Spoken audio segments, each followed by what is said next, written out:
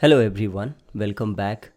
So in our Selenium with Java series, today we are going to see how we can effectively integrate the testng parameterization into our current framework. Now the current framework, if I just recap very quickly, you can see that the app.java is basically playing or customizing the test case run, like on which browser it should be executing, what is the platform, is it the local run or into the remote, into the sense are you going to run these test cases into a Docker container or a GitHub Actions or into a local execution or to a browser stack. So those controls will be over into this app.java, and also you can have your own the parameters like the username, password, staging like QA staging, or like your prod, all these controls will be here.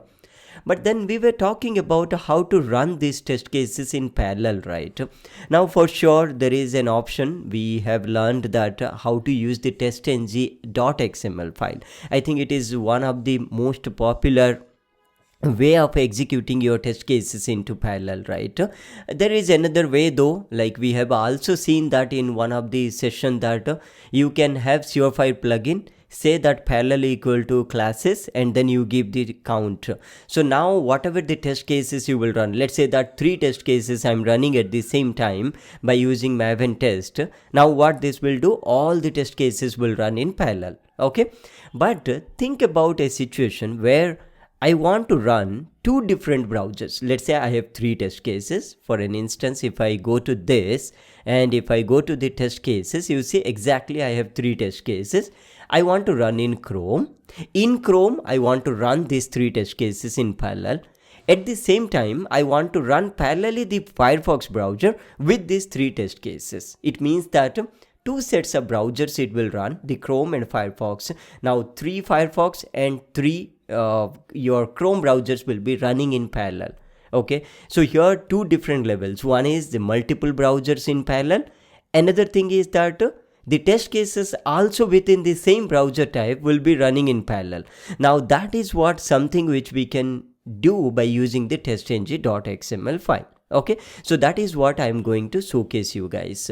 Now we have already seen the bits and pieces, but today I want to discuss about how we can take all those concepts and put it into our framework, okay, with minimum customization. Now think about, I'm just removing all these comments. Now I will have 3 test cases and which would run in 2 different browsers. Okay, now I'm taking the parameter. We know that we can use the testng parameterization. These 3 test cases will run in Chrome browser. These same 3 test cases will be running in Firefox. But if you see that this parallel equal to test, it means that now both of these browsers will run in parallel, but the test cases will be running in sequence. It means that I have Chrome browser and Firefox browser launched, but then only one test case in each browser will be running. Okay, first thing is that is what we are going to see first. Okay, now what should I do? I have to integrate the testng parameterization into this. Now where is our handling it? Now this base test is this before class is basically who is controlling the open browser method. Okay, whether if it receives, now in this case if you see that I'm calling this a driver factory dot open browser. Now this open browser in turns gets the data from the app.java, whether it should run into the Chrome or Firefox. Now this is either hard coded into this as a default Chrome, or you can send it as a maven parameter. Now we will add a third way of getting the browser name, that is the your testng parameterization. Now here I will be enabling this. As I told, we have already discussed. I'm just making small changes to fit this one into our framework. Okay, before class. Now here it's not just browser, you can even accept different other parameters also. Okay, now before class, and I'm taking this as a setup, some name I'm taking, and now in this case I will be enabling this one actually as a parameter it should take, right? So browser name.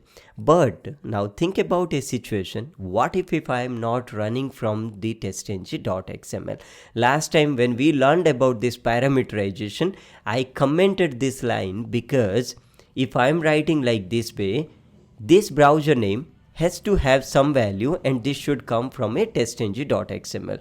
Now think about a way if you don't want to run your test cases by using the testng.xml, then this should throw error actually. Okay, now in that case there is an option in testng. I can make it as optional. So now we have seen into the testng parameterization optional with some default value, right? Like if you guys remember, I'll put this as optional, and here we used to specify actually optional Chrome actually. Here inside this, it means that if this value is null, if it is not coming from your browser testng.xml, then you take this value. Now in this case, I'm not going to give anything actually. There is no default value. Either it should come from testng.xml file, if not it will come from app.java file, if not it will come from the maven command line. Fine. Now I'm taking this browser name. Now in this case, if you see that this open browser, I'm not sending any browser value, because the main logic is written inside this to get all the details. You can see that inside this it is taking all the value browsers. Now I cannot send that browser value from the testng.xml to here. It has to come to this particular setup method only. Now here what I'm going to do, I'll change a bit actually, this one. So I'll make like this, and I will send this browser name, okay, whichever I'm receiving here. If the browser name is there from the, if I'm running from testng.xml file, the browser value will be coming inside this, as simple as that. Okay, fine. Now what I'm going to do here, because there are certain problems actually into this, okay, like I can even specify here. So let me do a simple change here. Now let's say if this particular value is null, then what should I do? Right? I have to make different conditions. This main thing is coming from the testng.xml. Now what if this value is null? Then it should take from the app.java. It means that all this concept, whatever I've specified, right, app.browser, this statement I will be writing here. So I'll copy this one and I will put here. Okay, so now here what I'm going to do, I'll take just simply something, or maybe I'll just put as null here, and I will say if my browser name is this one actually, the parameter which I'm getting, if it is not equal to null, means if there is some value is there, then you assign this equal to browser name, as simple as that. Now if there is no value, let's say else condition, then you put this browser equal to app.browser. Okay, just I'm putting a browser name is not equal to null because there might be a chance that the user is running from testng.xml, or they can run even from normal execution from maven test. When I'm running from browser your testng.xml file, then this should apply. When I'm running from maven commands, then it should come from the app.browser, as simple as that. Now let's see what is the problem. Variable browser is assigned but never accessed. Don't worry about that. I'll show you that. Now here I will be taking directly this value. Okay, now let's see what is the problem. Open browser. Okay, so the reason it is telling the open browser accepts a parameter, but here we haven't specified any parameter here. Now what I'm going to do, I'll simply comment this particular line and I will put here string browser, as simple as that. Okay, now no more dependencies of app.java. Everything I have handled here only. Okay, so now three different ways. One is the default app.java browser, another is coming from your maven command, or it can come from your testng parameterization, as simple as that. Fine, now I have set up this and I've removed from this. You can even delete these things also, doesn't matter. Okay, now what I'm going to do, I will run these test cases. Okay, now let's go to my testng.xml file. You can see three different sets are there. Now I will simply run this particular test, and this would run in my local only.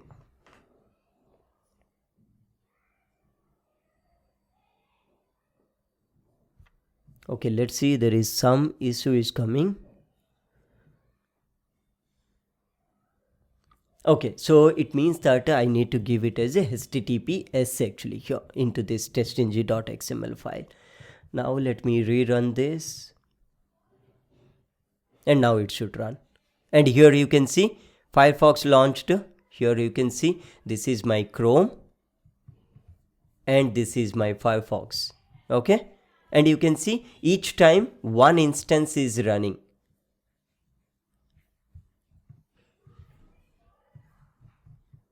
This is my Firefox, this is my Chrome.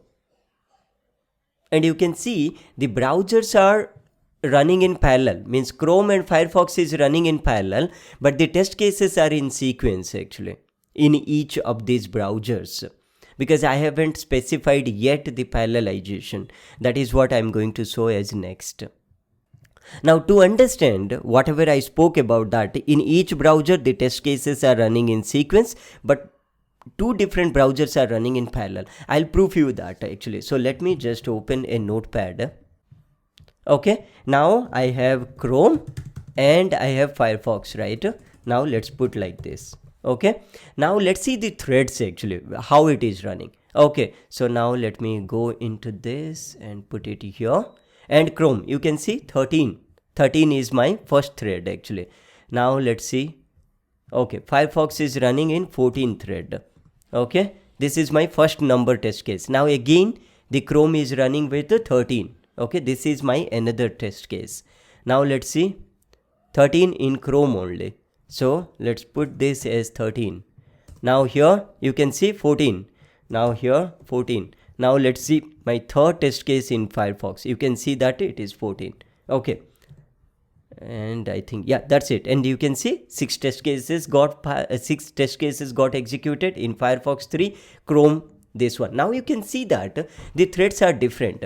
Now when the threads are different, right, if the threads are different, then they are running in parallel. A simple concept actually. Okay, but when they are same, it means that sequence they are running. Now these three test cases are in sequence. First test case, this thread holds that, executed, picks up the next one, picks up the next one after finishing. So it means that a sequence. Here also it is in sequence. It is not at all running in parallel. But these two sets, this Firefox and Chrome, is running in parallel. That's why they have a different thread number actually. Fine.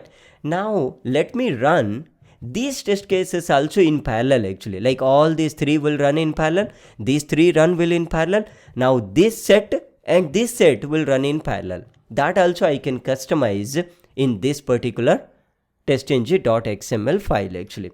A simple concept here, parallel equal to test I mentioned, right? The same thing at each test level I will specify the same thing. Now parallel, okay, here I will say parallel classes, and the same thing here I'll say parallel equal to classes. Okay, a simple logic only. Now let me run this test case and let's see this comparison here. Okay, so let me run this and it should launch all these three browsers, and you can see that all are running. For sure I cannot really activate everything, but you can see multiple browsers are running. So 3 Chrome, 3 Firefox launched at the same time.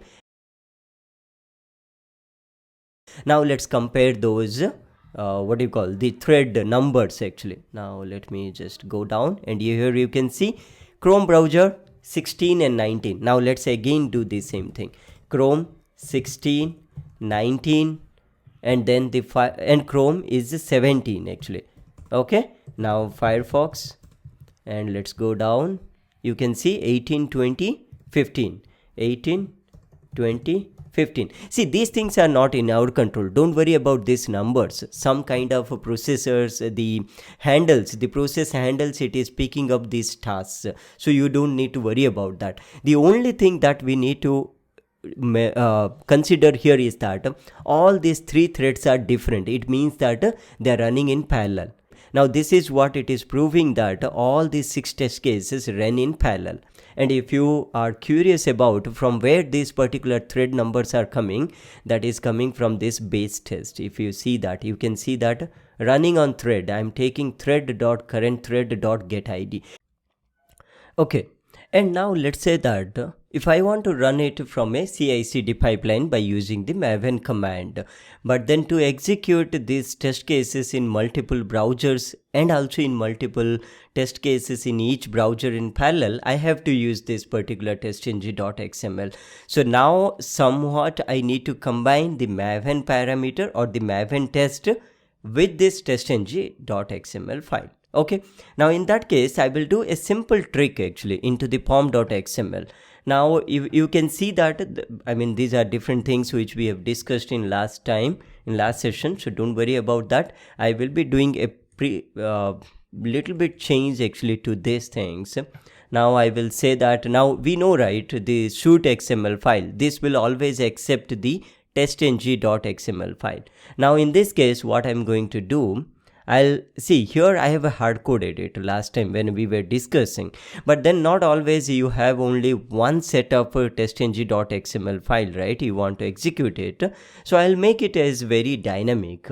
Now in this case what I'm going to do, I will also comment this one, okay, and I will put a new tag here and I will say that XML file, okay, and here I will be accepting the parameter from the maven test. Now here I'll say like this and some name I'm just giving here. And now how do I run this? Now I have to go to the terminal. Now here we know maven test. See, now if I do a simple maven test, what will happen, you know, it will not run from my XML file, testng.xml file. Now what I'm going to do for that, I'll create a parameter tag as a -d and I will take this value, okay. See, this is also one of the properties. I'm keeping this in properties and equal to, I'll take this particular testng. Now what happens, you can create your CI/CD pipeline in Jenkins or something and you can have your customization. Now see, no changes to my framework actually. I can run that directly from this manually. Even I can run from a CI/CD pipeline or from command prompt by using this maven test. Okay, so now you can see the minimal change what I did. I created an XML file as a dynamic. Now when I'm entering a testng.xml file, this goes to this properties first in my pom.xml file, and now it goes down and it will check, yes, there is a match to this, and this in turn, this particular XML file is giving to this shoot XML file, which will help me to run all the test cases.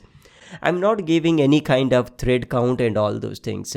That will be applied as it is. For an instance, I can give here thread count as 2. It means that only 2 test cases will run in parallel. Okay, so those concepts you know already. So I'm just taking this one and I'm entering this. And now it should launch 6 different browsers, 3 in Chrome and 3 in Firefox. And you can see, yes, it is running. And this is my Firefox one. This is another Firefox. And there is another Firefox here. So now all the 6 different browsers are running in 2 different browsers. So that's pretty much it, and it ran very quickly, 6 test cases in parallel. So that is how you can do minimal change to your framework, and it doesn't matter actually which kind of framework you are doing. Wherever you are launching your browser or testng listeners, all these things you are using, right? You can use this testng parameterization concept. Okay. So that's pretty much it for today. We will utilize the same framework to run in our Docker containers also. So far we have executed in our local, right? Now all these things, hub node, standalone, if you would have watched our previous sessions running our test cases in Docker, we have run in sequence, in the sense the test cases are in sequence. Now we will utilize the same concept to run it in parallel. There are minimal changes we will do to the Docker file, and this will run in parallel. So stay tuned and do subscribe to this YouTube channel. Thank you for watching.